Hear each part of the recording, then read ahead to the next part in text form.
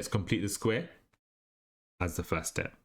So I know completing the square is where I have a square and then I'm going to subtract an amount, right?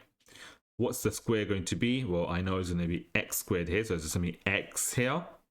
And then I know this is 8, so I'm going to half of 8 is 4. So, and it's positive, so it'd be x plus 4 squared. When I've got 4 squared, because I'm squaring it, I know the last thing I'm going to do when I square is going to be 4 times 4, which is 16. I don't want it to be 16, so I get rid of the 16. But what I do want it to be is negative 10. That's how I'm going to complete the square. I'm going to take away the 10 as well, right? And that's going to equal to 0. So now I've got x plus 4 squared. Take away 16, take away 10 is take away 26 really, is equal to 0. X plus 4 squared, take away 26 equals 0.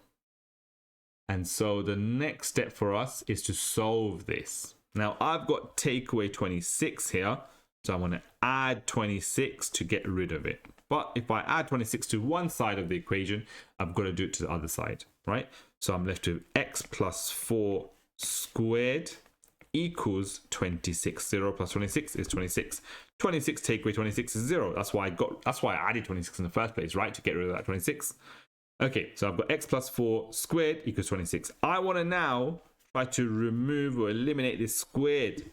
Opposite of squared, or the inverse of squared, is square root. And so I'm going to square root both sides. And so I'm left with x plus 4 is equal to square root of 26. Don't forget, when you square root something, it's going to have a positive and negative value. Okay? That's why I've got a plus and a minus there. And the final step, I just want it to be x equals, right? I'm trying to solve for x. So I just want it to be x equals. So I'm going to take away 4 on both sides. And I'm left with x equals, right? X equals something, because 4 take away 4 is 0. I'm left with x on the left-hand side. And I've got negative 4 plus minus square root 26. Or I can write plus minus square root 26. Oops, sorry. It's plus minus square root 26 take away 4. But there's a slight danger in that, because sometimes we might think it's like this. 26 take away 4, that's 22. And we start writing 22 down, which wouldn't be right. Okay, so just be careful you don't do that. It just, whatever the square root of 26 is, I'm going to have to take away 4 from that. Okay, and there's always 2 values when you square root, a positive and a negative. Okay, all right, we've got enough time, I think, just to do one more question. So on your boards,